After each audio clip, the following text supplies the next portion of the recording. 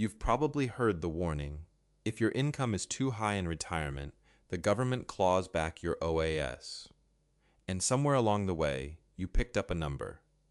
Maybe it was $8,000. Maybe it was you could lose your entire OAS benefit.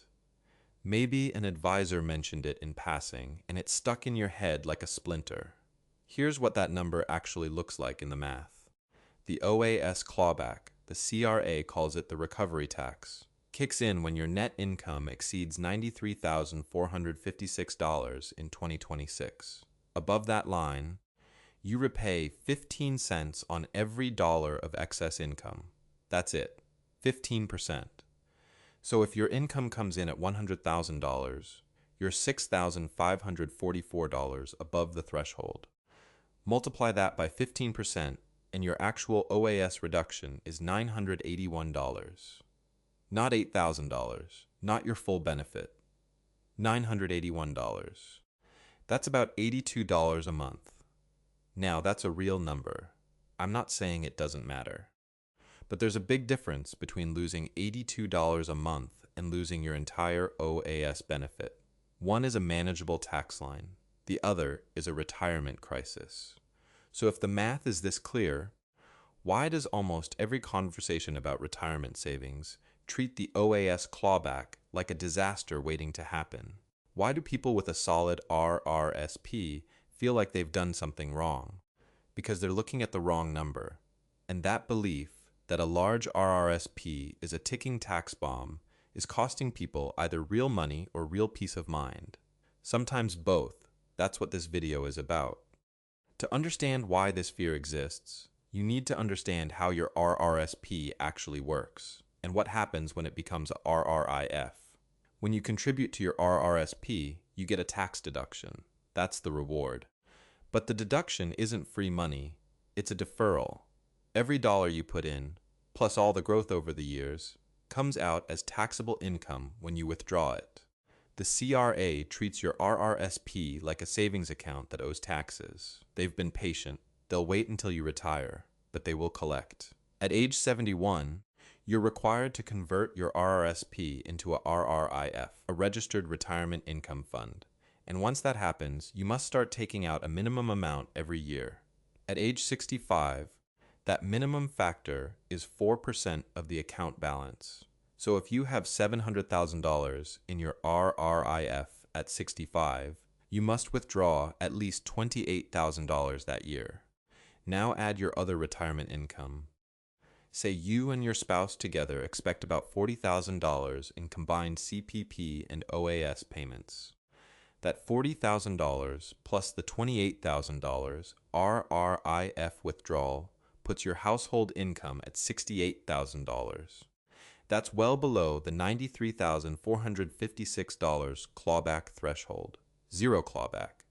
What if the RRSP is larger, say $1,200,000?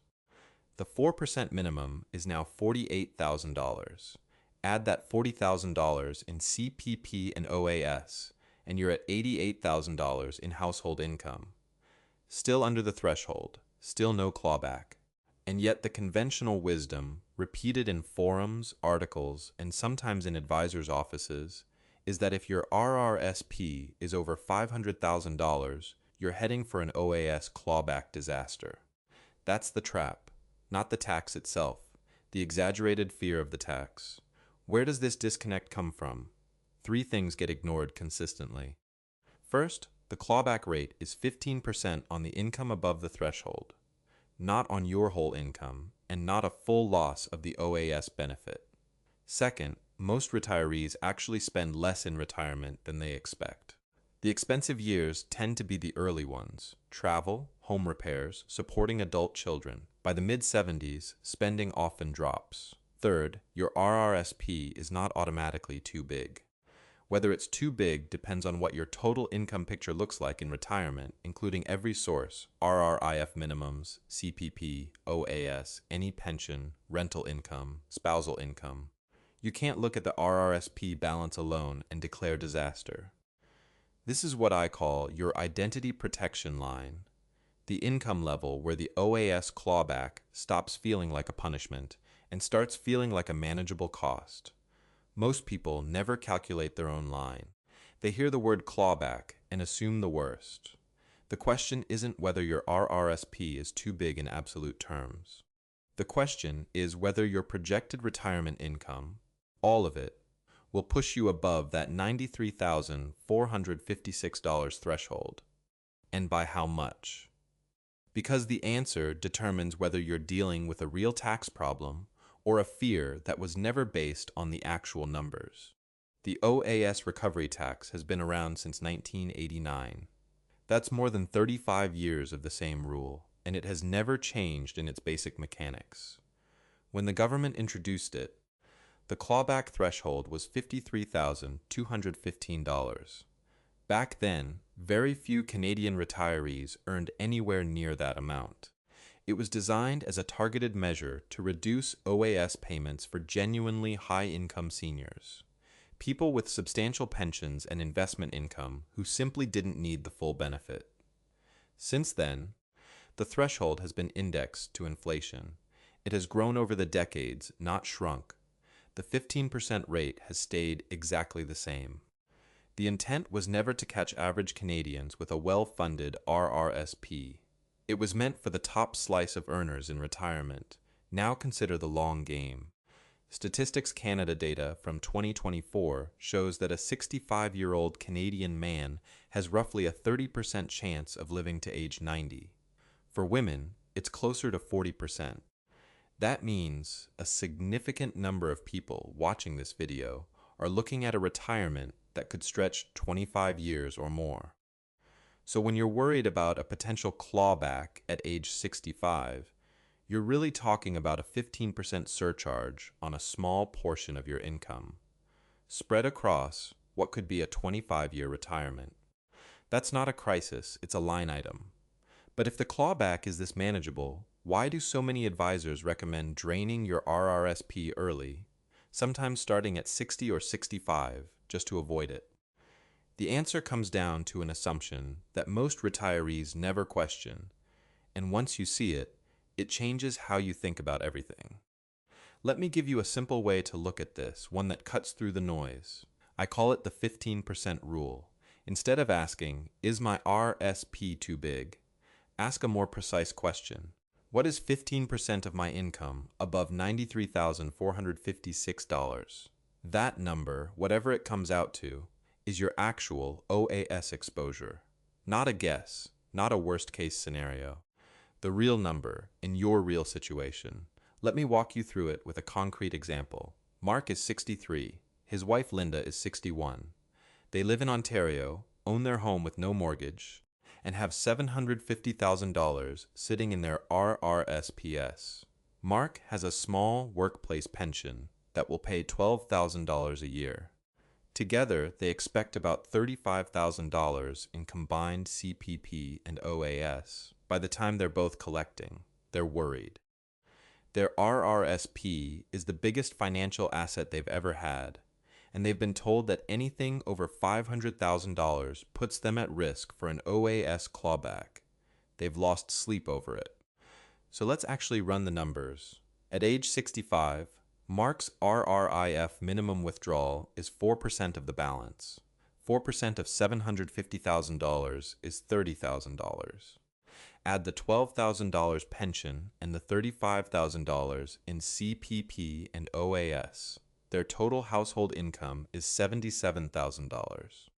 The clawback threshold in 2026 is $93,456. Mark and Linda are $16,456 below it. Zero clawback. Now let's stretch the scenario. Say they want to take an extra $15,000 out of the RRIF for a trip, a retirement gift to themselves after years of working. Their income that year jumps to $92,000, still below the $93,456 line, still zero clawback. For Mark and Linda, their RRSP is not too big, not even close. Now I want to be honest with you. I used to think a large RRSP was automatically a problem. I even advised people in situations like Mark's to start withdrawing early. Start at 60, 61, get ahead of it. I thought I was helping them avoid a future tax problem. But after running these numbers for couple after couple, I changed my mind. For the overwhelming majority of retirees with a solid but not extreme RRSP, the tax bomb is closer to a firecracker. The fear was real, the damage usually wasn't. The 15% rule forces you to do the actual calculation rather than react to a label. Here's how it works in practice. First, write down every source of retirement income you expect at 65, your RRIF minimum, any CPP and OAS, any pension, any rental income, any other regular source. Add them up. That's your estimated retirement income. Second, compare that number to $93,456. If you're below the threshold, you're done. No clawback, no problem. Move on. If you're above it, subtract $93,456 from your total income. Multiply the difference by 15%. That's your actual annual OAS reduction. That's the real number you're managing. For most people, the first time they do this calculation, the result is smaller than they expected. Not always zero, but manageable. A few $100s. Maybe $1,000 or $2. That's the whole point of the 15% rule. It replaces a vague fear with a specific number. And specific numbers you can plan around. There's a moment that a lot of people hit around age 63 or 64. Maybe you've been there, where the retirement conversations get louder and the advice starts getting contradictory. Someone tells you to start drawing down your RRSP now. Another person says wait as long as possible. An article online says the clawback will destroy you. Your neighbor says his advisor had him withdraw an extra $20,000 every year starting at 65, just in case. Those two paths have very different long-term outcomes. Let's look at them honestly. Path A, the panic withdrawal.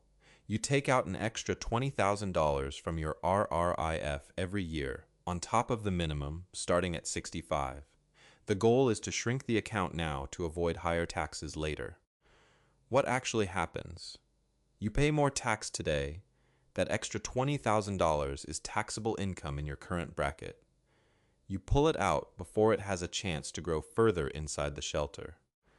And here's the part that gets overlooked. You often still end up with a small clawback in your mid-70s anyway.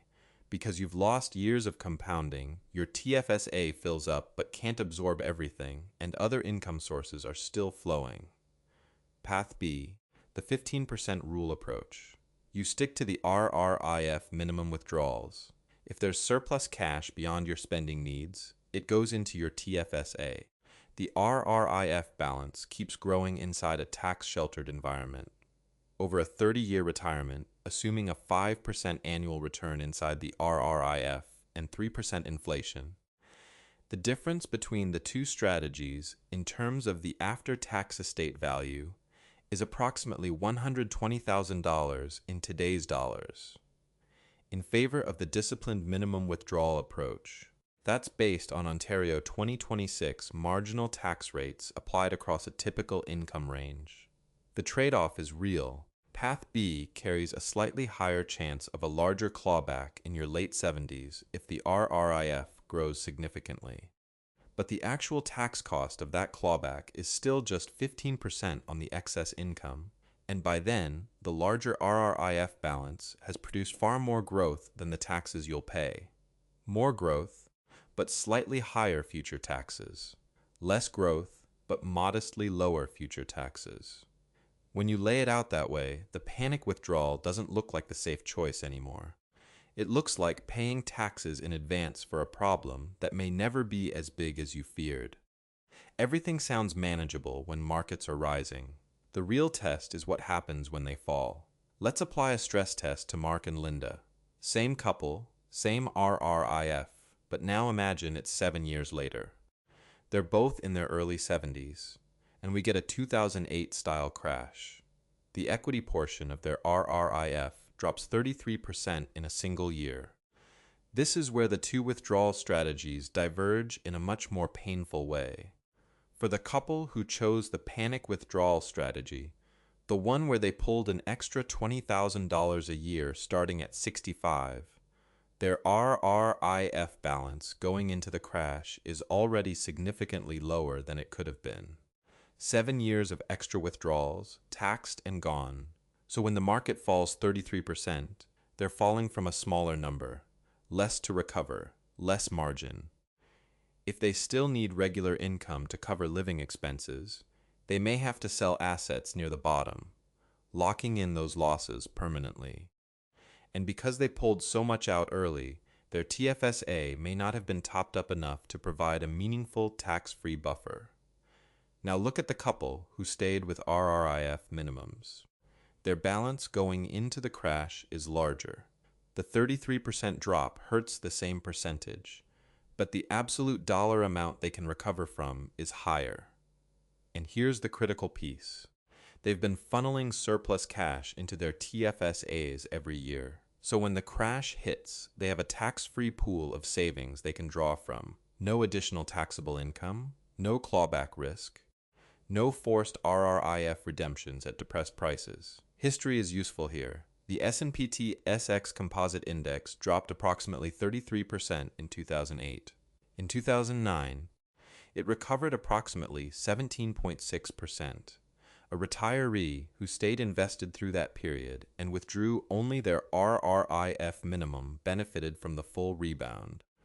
The one who had pulled down their balance significantly going into it captured less of that recovery. None of this means panic withdrawal is always wrong. If you have a specific spending need, a medical expense, a home repair, helping a child, pulling from the RRIF makes sense. The problem is when it becomes a strategy built entirely on fear of a future tax line rather than a genuine spending plan. The biggest risk to your retirement isn't the market itself. It's the decision you make the day after a 20% drop. And a larger RRIF with a TFSA buffer gives you more options in that moment, not fewer. Okay, enough scenarios. Let me give you the practical piece. 4 things you can actually do with this information. Step 1. Find your clawback threshold. The number for 2026 is $93,456. That's the line. Write it down. Then write down every source of income you expect in retirement, your RRIF minimum withdrawal, your CPP payments, your OAS when you take it, any pension income, any rental income. Add them up. That total is your baseline retirement income estimate. If that number is below $93,456, stop worrying about the clawback. Your RRSP is not too big for your situation. That's the answer. Step 2. If your estimate comes in above the threshold, apply the rule. Subtract $93,456 from your total income. Multiply the difference by 15%. That's the actual annual amount of OAS you'd be giving back. For most people, at income levels between $94,000 and $105,000, that number lands somewhere between a few $100s and about $1,700 a year. That's real money, but it's not a retirement crisis. Step 3. Use your TFSA as a shock absorber. If your RRIF minimums are pushing you close to the threshold, you have a practical option. Each year, look at where your taxable income sits against your current tax bracket. If there's a gap, say your income is $80,000 and the next bracket begins at $100,000, you could withdraw a modest amount from your RRSP today, pay the tax at your current rate, and move the after-tax proceeds into your TFSA. You're essentially choosing to pay tax now while you're in a lower bracket rather than later when your income might be higher. It's a deliberate, planned move, not a panic response. Step 4. Don't panic withdraw. If you don't have a specific spending reason to take money out of your RRIF beyond the minimum, a medical expense, a home repair you genuinely need, stay with the minimum. The RRIF is one of the best tax shelters you have left in retirement. Every extra dollar you pull out unnecessarily is a dollar that no longer compounds inside that shelter. I want to share a quick example that stayed with me. A client, I'll call him Steve, had a $900,000 RRSP and was convinced it was a financial time bomb. He'd read articles, talked to friends, lost sleep over it. We sat down and ran his full income picture through the 15% rule. His projected OAS clawback at age 70, given his actual income sources, was $1,200 a year, less than his annual cable and streaming bill combined. He was stunned. He went home, canceled a plan to make a large early RRIF withdrawal that would have cost him considerably more in immediate taxes, and started actually enjoying his retirement. The 15% rule doesn't replace a full financial plan, but it gives you a number, your number, instead of a fear. And that's worth something. If this kind of practical planning is useful to you, hitting subscribe means you'll get a new video every week. I cover the real mechanics of Canadian retirement, the same way we just did here. There's a reason the fear of the OAS clawback is so persistent, even when the math doesn't support it. It's not because people are bad at arithmetic. It's because of how loss feels. When you've saved your whole working life, made sacrifices, put money away, gone without things other people spent freely, there's a deep sense that the RRSP represents something you earned. So when you hear the government can take back your OAS if your income is too high, it doesn't land as a tax line. It lands as a punishment, a message that you did too well, saved too much, and now you'll pay for it. That feeling is completely understandable. And I say that from something close to home. I remember sitting with my dad as he looked through his notice of assessment one year. He'd spent decades building up his savings, never extravagant, just careful. And when he saw the OAS recovery tax on that page, his face fell. He'd done everything right, and the system was taking something back. That's when I understood that the math problem isn't the only thing we're solving here. The emotional response is real, and it matters. But here's the reframe that helped him, and that I've shared with others since. OAS is not a right that's being taken away. It's a supplement, a top-up designed by the government to support seniors who need it most. If your income is above the clawback threshold, you've built a retirement income that doesn't depend on OAS to survive. The small amount you give back is the cost of being in that position. That's not a penalty. That's a sign the plan worked. The few hundred or few $1,000s a year in potential clawback is the price of having a larger nest egg. Most people, when they run their actual numbers, find the price is much smaller than the story they'd been telling themselves. And once you accept that, you can make rational decisions instead of reactive ones. Let's bring it back to the original question. Is your RRSP too big? For most Canadians in their late 50s and early 60s with a well-funded RRSP, the honest answer is no. And here's the short version of why. Your RRSP is only genuinely problematic if your required RRIF withdrawals, combined with all your other retirement income, push you significantly above the $93,456 clawback threshold year after year. And even then, the cost is 15% of that excess. Not 100%, not the loss of your entire OAS benefit. For most people, that works out to a few hundred to a couple $1,000s a year. The fear was bigger than the tax bill ever needed to be. I don't know every detail of your financial situation, and I wouldn't pretend to. But I've worked through these numbers with enough Canadians to say with confidence, most people in your position have more options than they think. You are not being punished for saving. You are not behind. You built something real, and there's a sensible way to manage it. The 15% rule gives you a starting point. Run your own numbers. Talk to someone who can look at your whole picture. Thanks for watching, and I'll see you in the next playbook.